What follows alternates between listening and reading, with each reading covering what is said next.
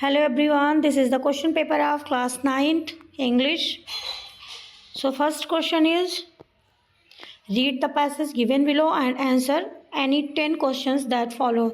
So आपको किसी 10 question के आंसर देना है. सबसे पहले है कि पैसेज हम रीड करेंगे. Do you have a hobby? Is there anything that you are passionate about? Something creative that you really like doing or are deeply involved with? Something that grips you, makes you forget all else, even makes you forget to eat or sleep? No, I am not talking about your jobs or your daily chores. By developing a parallel line other than that of your job, the following it like crazy. You energize your life. It will keep you going even when all other activities have stopped. It did not make much sense to me until I ran into a retired officer turned passionate writer. Let's call him Mr. X. What was amazing was his appearance. He looked 10 years younger than his self-proclaimed 75, dark grey hair, all and robust, well-preserved age. Some would say, I don't want to take much of your time, but just wanted to show you my work. He said in his bag he was carrying dozens of books that he had written after retirement, short stories and novels in his mother tongue and in English for children and adults. Mr. X retired after putting in 30 years of service, but he did not retire from life. No way. In fact, I lead a much busier life now. Writing is your hobby? I asked him. It is my only interest. While I was working, I did not have enough time to write. But now I am 10-12 hours a day writing. Why is that the way you support yourself? No, my writing doesn't pay me financially. So, उसकी writing उसको financially pay नहीं करती. Retired policeman after he started writing. So ये next paragraph है और आप लोग पढ़ लेना. Now move to the question. पहला क्वेश्चन है, according to the passage what is a hobby? Hobby क्या थी? Something you are passionate about, something that energize your life, something you are deeply involve in. So मतलब ये सारे के सारे हो जाएंगे क्योंकि आप किसी में इन्वॉल्व होते हो, किसी चीज़ के लिए जो आपकी हॉबीज़ होती है, आप कभी उससे बोर नहीं होते, थकते नहीं. So D is the correct answer. Next है, according to the writer what made Mister X look 10 years younger? मतलब उनको ऐसा क्या चीज़ थी जिसने उन्हें 10 साल का छोटा बना दिया था. So what is the answer? His passion takes care of his mental and physical wellbeing. So उनका जो passion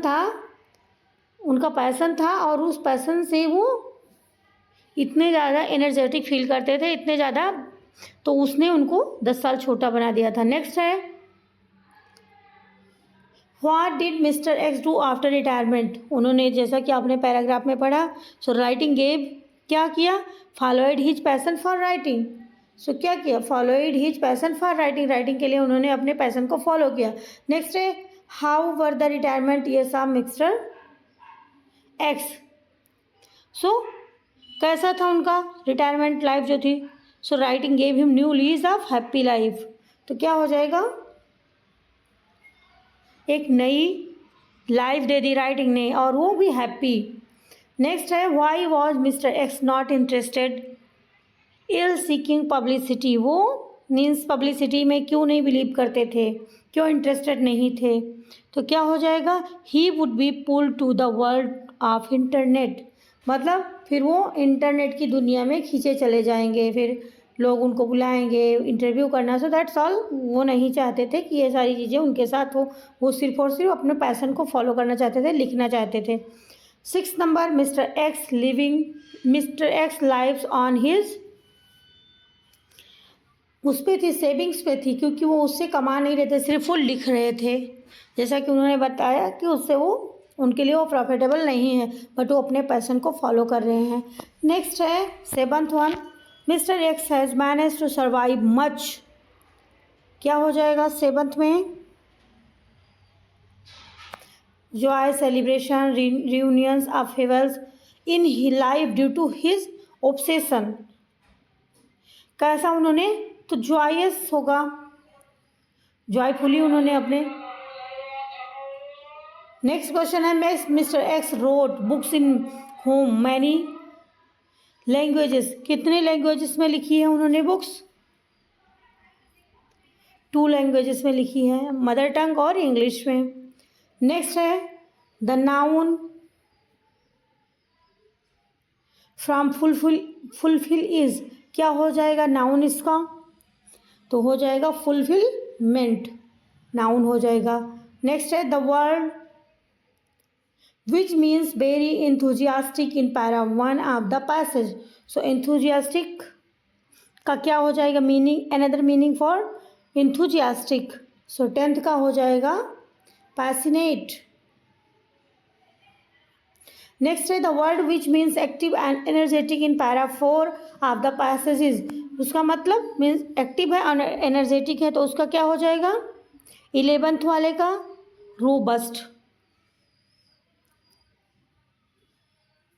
now move to the next question, 12th number, Mister X left the narrator with motivation to see का क्या हो जाएगा hobby, कि मतलब अपने hobby को फॉलो करो, पैशन उसको बना लो।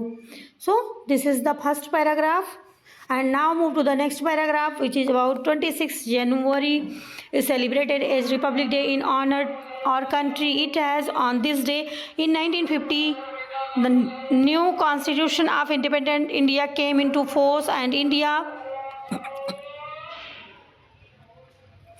became a democratic republic. The Constitution Assembly held by Dr. Rajendra Prasad with Dr. B.R. Ambedkar as the chairman of the drafting committee took more than 2 years to bring the world's lengthiest constitution to its final shape.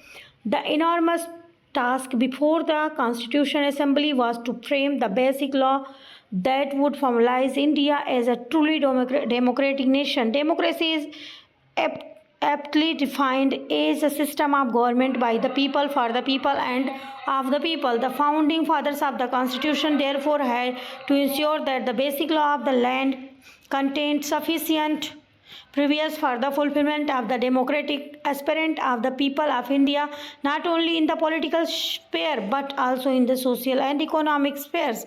That explains the inclusion of a separate part in constitution called the directive principle of state policy. So this passage is about कि हमारा संविधान 25 कैसे लागू हुआ, कब start हुआ, किसने कौन कौन था ड्राफ्टिंग कमेटी के हेड कौन थे और किन्होंने हमारा जो था संविधान लिखा, जो कि वर्ल्ड का मोस्ट लार्जेस्ट है। एंड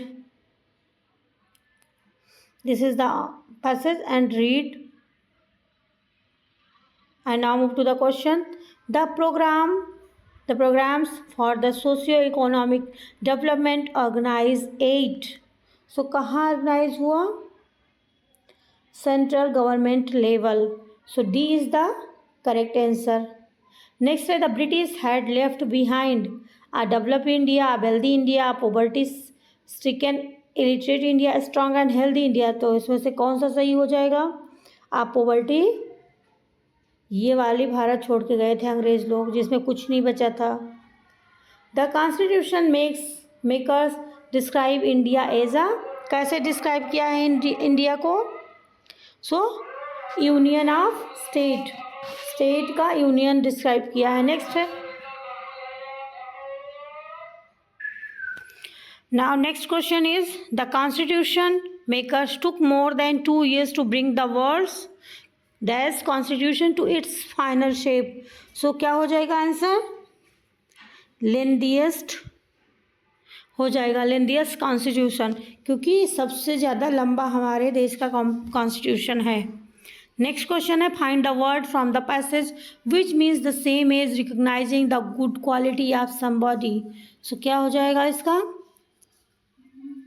एप्रिसिएट, हम किसी को अप्रिसिएट करते हैं। Next question is who is the chairman of the drafting committee. Drafting committee के चेयरमैन कौन थे, तो सबको पता है Bhimrao Ambedkar. Next question is who is the head of the constituent assembly, कौन था, राजेंद्र प्रसाद, जैसा कि आपको पैराग्राफ में मिल जाएगा ही। नेक्स्ट क्वेश्चन है dash is equipped with overwhelming administrative, legislative and financial muscle, क्या हो जाएगा, 8 central government. So next question, when did the Indian Constitution came into force? So 1950 is the correct answer. Now how much time our constitution made? तो more than 2 years means 2 साल 11 महीने और 18 दिन लगे। So this is the correct answer. Now move to the next question. Antonym of the word enormous. Enormous का antonym means opposite क्या हो जाएगा, so insignificant हो जाएगा। Next question is synonym of the inclusion. Inclusion का क्या हो जाएगा, similar word, so append is the correct answer. Now move to the next question, question number 3, read the extract given below and answer the following question. So आपको ये एक paragraph है, extract है, आपको रीड करना, छोटा सा ही है, और आफ्टर दैट यहाँ पे 5 क्वेश्चन है उससे related. So now we move to the question, हम क्वेश्चन पे चलेंगे और देखेंगे क्या है। Why did the author engage a squad of police, तो क्या हो जाएगा, to make an island for Baba. So वो बाबा के लिए एक आइलैंड बना था, तो यही है। नेक्स्ट है why was the wooden box made for Baba, क्यों बनाया गया, to sleep in at night, रात में उनको सोने के लिए। सो ये वाला सही हो जाएगा। नेक्स्ट क्वेश्चन इज, आपको पता चल जाएगा पैराग्राफ से कि क्या है पूरा। Find a word similar in meaning to emotionally. Emotionally का सिमिलर मीनिंग हमें मीन्स सिनोनिम फाइंड करना है। सो क्या हो जाएगा, sentimentally means sentimentally is the correct answer. Now move to the next question, why was the sloth bear brought back from the zoo. Sloth bear को बाहर क्यों लाया गया जू से, सो क्यों लाया गया, for it had become very sad, for it felt depressed and lonely in the zoo, for it had stopped eating. So इसका सारा सही, क्योंकि इसी के सारे की वजह से उसको बाहर लाया गया। नेक्स्ट क्वेश्चन है what was placed in the wooden box to keep Baba warm, तो उनको वार्म गर्म रखने के लिए क्या चीज़ उसमें प्लेस किया गया, so straw is the correct answer, means घास फूस और ये सब। सो आपको और इसमें ऑप्शन भी है, तो आप चाहो तो ये कर सकते हो या वो। सो इसके भी देख लेते हैं। whom did author compare to a giant, किसको करता है कंपेयर, सो इसमें क्या हो जाएगा, केजियास फादर करता है। what does the word wretched mean, wretched का मतलब क्या हो जाएगा, miserable। सो हो जाएगा। नेक्स्ट क्वेश्चन है what did her father ask her to do, उसके पिता ने उससे क्या कहा, to put his tea cup back on the table. So क्या कहा कि चाय को टेबल पे रख दो। नेक्स्ट क्वेश्चन है in front of home did Kezia stutter, किसके सामने करती थी, तो वो अपने पापा के सामने ही, फादर के सामने ही। Name the chapter from who is the given extract has been taken, ये चैप्टर कौन से चैप्टर से लिया गया है, द लिटिल गर्ल से लिया गया है। नेक्स्ट है read the extract given below and answer the following questions. So ये एक पोएम है। Let us remember whenever we are told to hate our brothers it is ourself that we shall dispossess betray condemn and remember we who take arms against each other. So क्या है, सबसे पहले चलते question पढ़ते हैं। Question क्या है, what kind of people instigate the commoners to hate foreigners, क्या हो जाएगा, selfish, A is the correct answer. What are the aftermaths of hatred, so क्या था इसका आंसर, ऑल ऑफ दीज हो जाएगा। Next question, what advised does the poet provide us with in the given stanza, कौन सी advice हमें देता है पोएट। सो पोएट थर्ड का क्या हो जाएगा? To ignore the advice of people who incite us to hate others. So ये वाला सही हो जाएगा, ए इज द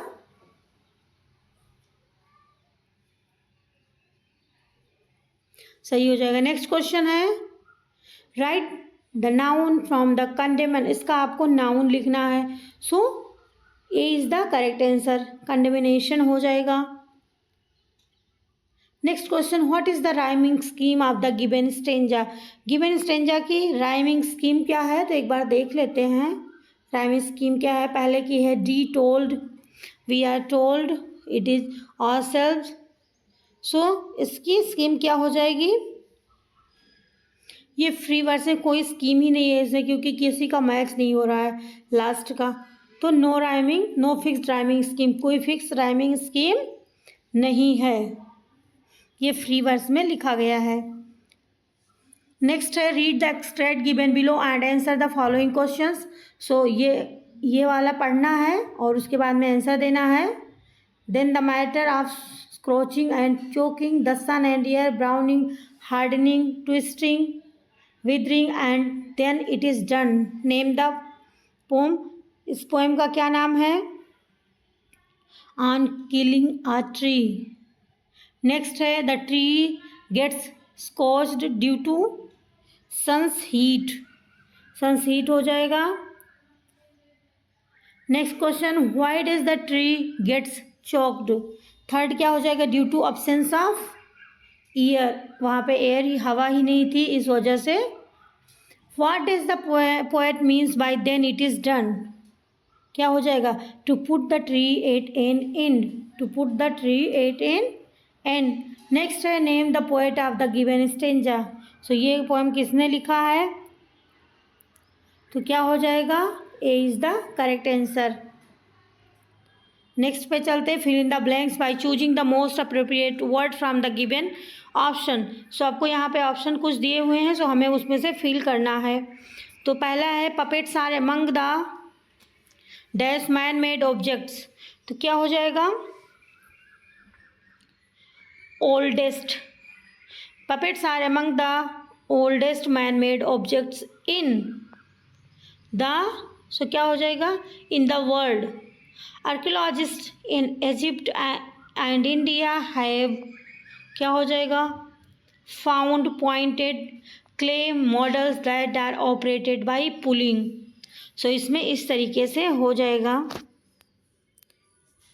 इसमें oldest the and found is the correct answer. Now move to the next question, read the conversation given below and complete the paragraph that follows. Shopkeeper, what do you want to buy? Customer, I want to buy a white dress. Shopkeeper, I don't have any white dress just now, would you like to see something else? Customer, no thank you, I will try another shop. So अब हमें ये complete करना है। पहले वाले में क्या हो जाएगा? The shopkeeper asked the customer what did he did, क्या हो जाएगा? सो यहाँ पे ऑप्शन भी दिया हुआ है, पहले वाले में ऑप्शन देखते हैं क्या हो जाएगा। पहला वाला है what did he did want to buy, shopkeeper ने क्या पूछा कि वो क्या खरीदना चाहता है। So A is the correct answer हो जाएगा ये वाला। दूसरे में देखते हैं, सेकंड में क्या हो जाएगा? द रिप्लाइड दैट, रिप्लाइड क्या उत्तर दिया? He wants two by a white shirt, so he wanted two by a white shirt. तो वो क्या हो जाएगा? उसमें हो जाएगा the customer replied that he wanted two by a white shirt. Wanted हो जाएगा क्योंकि यहाँ पे रिपोर्टेड स्पीच चल रही है, तो ये यहाँ पे वांटेड हो जाएगा। नेक्स्ट क्वेश्चन है he had not have any white dress. So यहाँ पे देखते हैं shopkeeper told him that he had not, तो यहाँ पे क्या हो जाएगा? Shopkeeper told him that he did not have any white dress just then.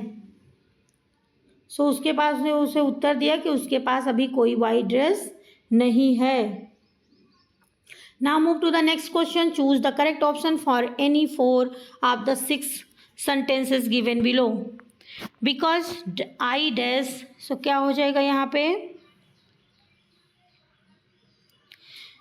Because I dash a long way from my work, I live a long way from my work, I waste lots of time going to and from work. So इसमें कौन सा हो जाएगा सही? सी वाला, means third वाला सही हो जाएगा,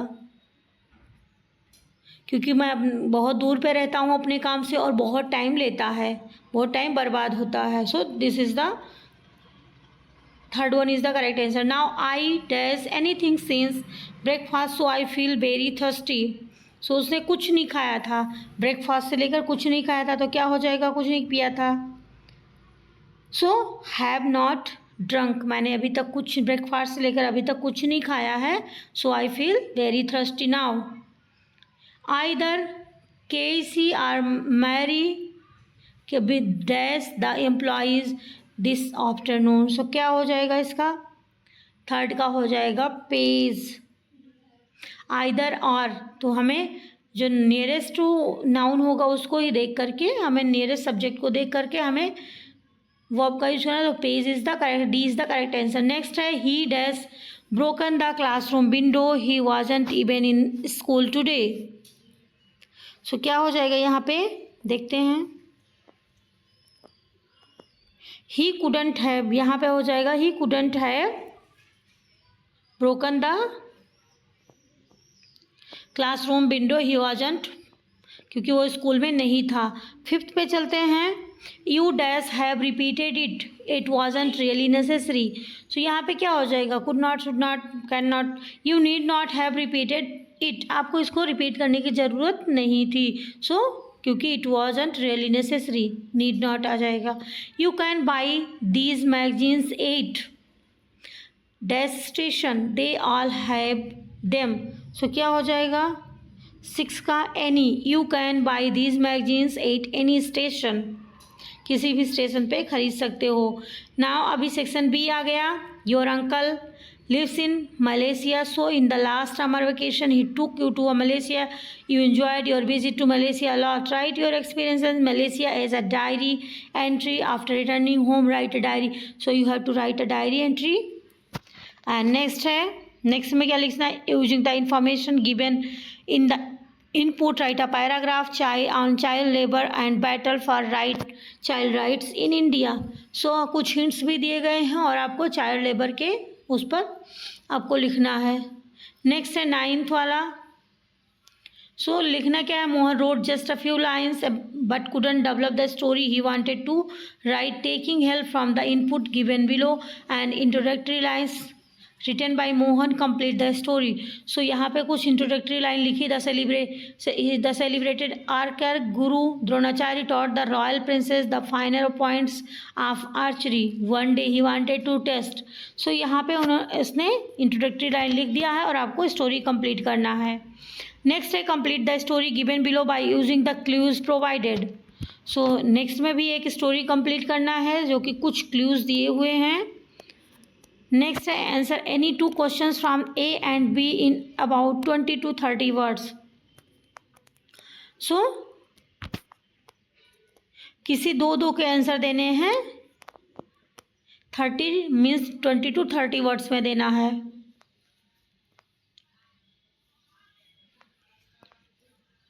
any two question from A and B in 40 to 45, ये लॉन्ग हो जाएगा थोड़ा बड़ा, और आपको इसमें से भी दो के आंसर देना है।